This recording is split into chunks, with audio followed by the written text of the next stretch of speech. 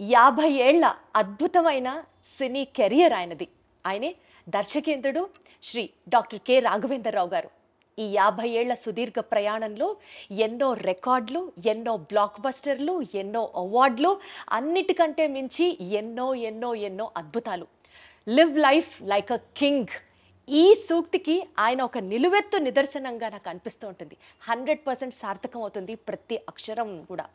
So 50 ఏళ్ల సినీ జర్నీని పూర్తి చేసుకున్నటువంటి రాఘవేంద్రరావు గారికి ముందుగా తెలుగు ప్రేక్షకులు, తెలుగు అభిమానులు అందరి తరఫున, ఎస్పెషల్లీ మా ఐ డ్రీమ్ తరఫున హృదయపూర్వక కృతజ్ఞతలు తెలియజేసుకుంటూ, శుభాకాంక్షలు అందజేస్తూ, ఆయన విలువైన సమయాన్ని ఇంటర్వ్యూ చేయడానికి మాకు ఇచ్చినందుకు గాను ప్రత్యేకమైన ధన్యవాదాలు తెలియజేసుకుంటూ, 50 years of cinematic legendary experience పూర్తి చేసుకున్న దర్శకేంద్రుడు డాక్టర్ రాఘవేంద్రరావు గారికి మరొక్కసారి గౌరవాన్ని అందజేస్తూ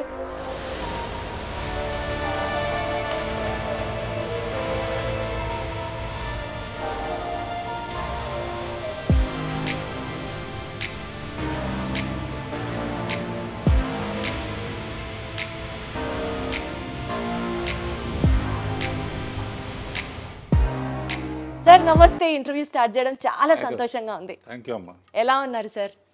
నీది బెజవాడ, నాది బెజవాడ. ఆ కనెక్ట్ ఉంటేనే నాకు ఒక పాజిటివ్ వైబ్ అనిపిస్తుంది సార్. కృష్ణా జిల్లా.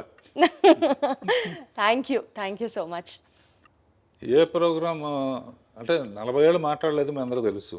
అవును, సౌందర్యలహరిలోనే ఫస్ట్ మాట్లాడింది. నా నమ్మకం ఏంటంటమ్మా, డైరెక్టర్గా నా జర్నీ ఇంతకాలం ఇంత స్ట్రాంగ్గా ఉండడానికి కారణం అండ్ నా ప్రొడ్యూసర్లకి, ఆర్టిస్టులకి, టెక్నీషియన్స్కి, డిస్ట్రిబ్యూటర్స్కి, థియేటర్ యాజమాన్యానికి అండ్ ప్రేక్షక లోకానికి, వీళ్ళందరికీ మనస్ఫూర్తిగా థ్యాంక్స్ చెప్తున్నాను. వాళ్ళు లేకపోతే నా ఈ సక్సెస్కి అర్థం లేదు. అండ్ ముఖ్యంగా పర్టికులర్గా నేను వాళ్ళ ఇంత సక్సెస్ఫుల్గా ఉండటానికి రీజన్ ఏంటంటే, మంచి ముహూర్తం ఏంటంటే, పూజ్యులు విశ్వఖ్యాత నట సార్వభౌమ ఎన్టీ రామారావు గారితో అడవిరాముడు చిత్రంతో నా జర్నీ కమర్షియల్ డైరెక్టర్గా స్టార్ట్ అయిందమ్మా. ఫస్ట్ టైం ఆడిటోరియంలో అడవిరాముడిలో, అంతకుముందు రామారావు గారు కనపడితే పూలు వేయటం, కొబ్బరి హారతలు ఇవ్వటం ఉండేది. ఫస్ట్ టైం ఆర్ఎస్కోబాయ్ పాటకి డబ్బులు వేయటం మొదలుపెట్టారు. అదొక రికార్డు. దానికి కారణం ఏంటంటే, ఈ అవకాశం నాకు అవడానికి నేను అసిస్టెంట్ డైరెక్టర్గా ఫస్ట్ క్లాప్ కొట్టింది కూడా ఆయన మీదే.